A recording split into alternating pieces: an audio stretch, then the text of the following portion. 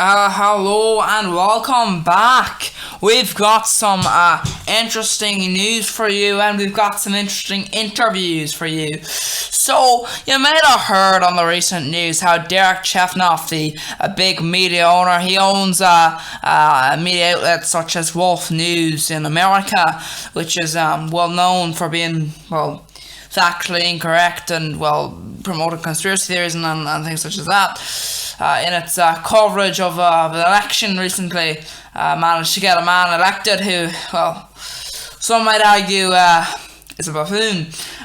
Wolf News, he also owns various other things, such as the Bottle of Gas, and of course, now, a brand new newspaper. A brand new range of newspapers. If you didn't know this, recent company bought the Belfast Letter. The Belfast Letter, as we all know, is one of the main news outlets, and this company has now been, there's now a 30% share bought by Derek Chefnoff, who is now in control, technically, in control of a lot of the newspapers that are in this country. And, we talk with one of the news looker-atters, I guess you could say, to gauge this. So, what would you say at the end of the day about Derek Chefnoff? Well, I would say that I don't like Derek Chefnoff personally, because I find that Derek Chefnoff is a dangerous character, because he's not a very nice man. He's not a very nice man at all.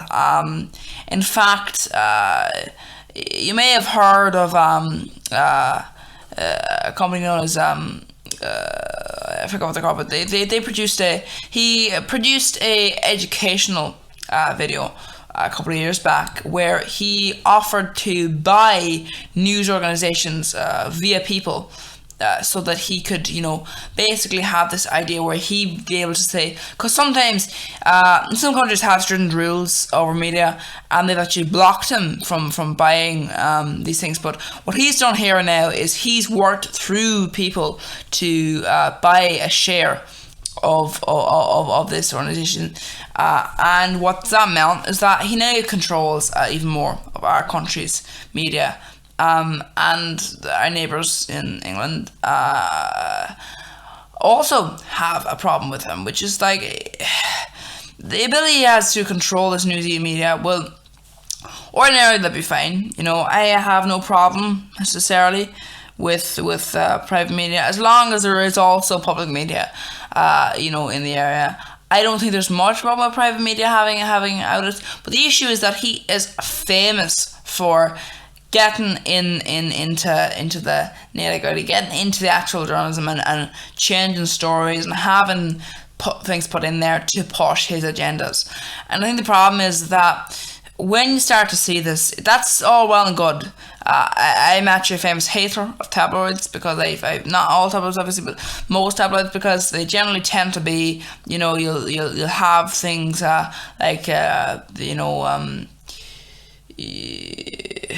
you'll have the things like the Daily Message in England, that kind of thing, where they're not very nice, they're not very politically correct, they're very offensive, they're very racist, often they're very homophobic, and they're also not very factually correct.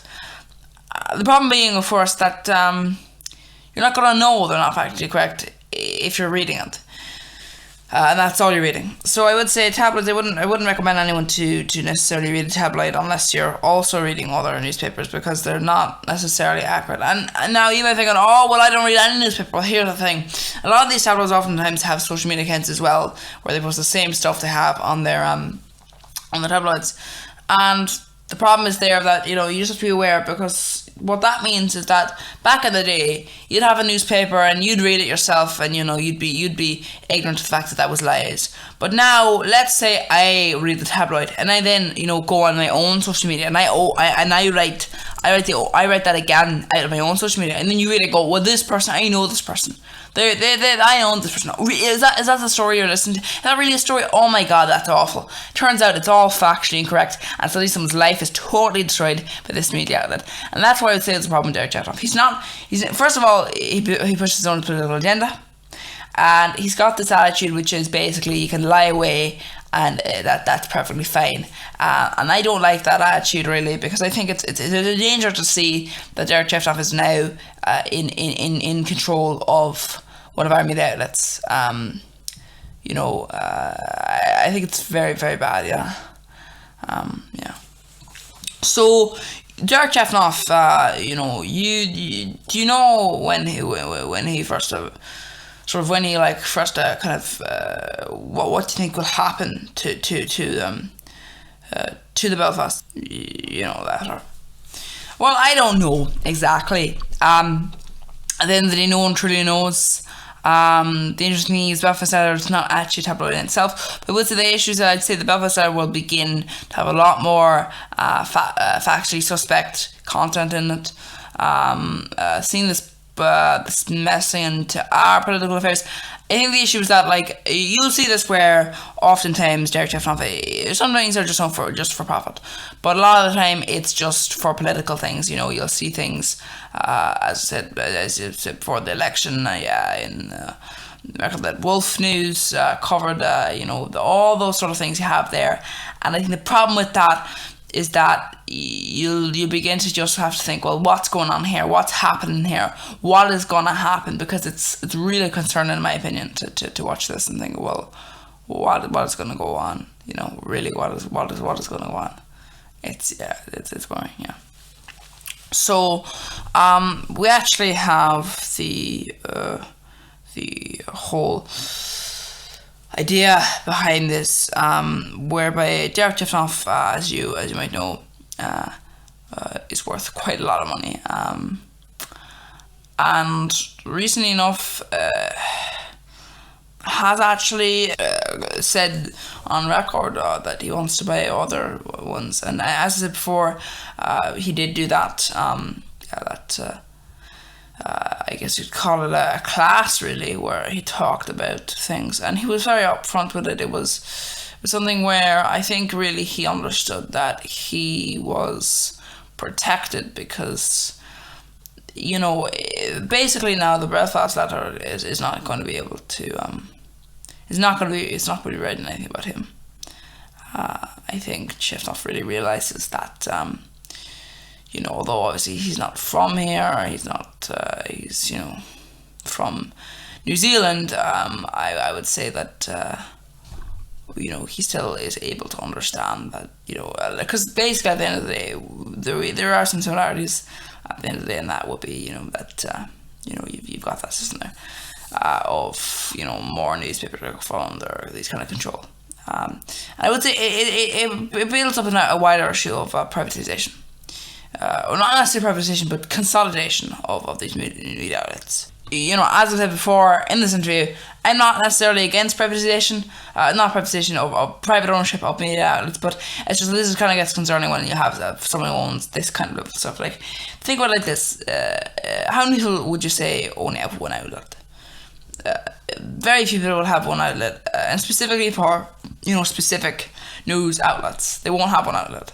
They might have one outlet though now for the Belfast Letter, and that's the problem with that, is that people are going to people might not even notice that's come under ownership there. And the point is that because it's not presented in a different way, it's not like a sudden shift into clearly incorrect facts. It's dribbled out to you like fact. It's bundled up in the same way as facts would be, and that's I think is a massive problem. And personally, I think that if it wasn't for the fact that the recent government fracture resulted in a bit of a problem, I think the government should have actually introduced policies to stop this from happening, really, because it's getting very concerning to see this. And I think at the end of the day, if we are to see a future where we can achieve this sort of aims, we can actually be free to head on, to go ahead and do stuff. I would say, there needs to be something done about this system here. Yeah, well, I can tell you this much, listeners, that Derek Tiffanoff does not own this media outlet anyway, so don't you worry about that. Finally, I would say this, what do you think would happen if Derek Tiffanoff was to die? If he was to die, I'd say, because, of course, he's got the whole nepotism thing going on, I would say that really is a problem. But there is the old story. There's the old story that was told to me once. When I was younger, when I was having this conversation with someone, and they were talking about this dictator, and this dictator had been training their son to be after them.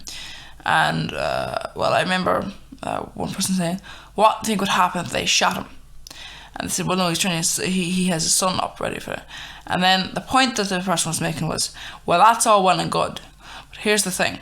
If you try and place your son into an imperial position, well, you are up there, you're secure, you're very safe. The only way you're going to be toppled is if you die. Your son, however, has to reach up those rungs to take your place, and that is much harder than to keep your area now." And that's the thing. I would say, it's all well and good to say, they'll take over from him, but I think the problem with that is that the power someone has over something is diminished somewhat when the original holder passes away. I think that at that point, then you have this sort of thing where it's like, well, you can do things quite quickly, and I think that the government should do something about that. Yeah. Anyway, thank you for letting me be on, and thank you, and also thank you for listening. And please do go ahead and subscribe, and do this next time. See you then, or not.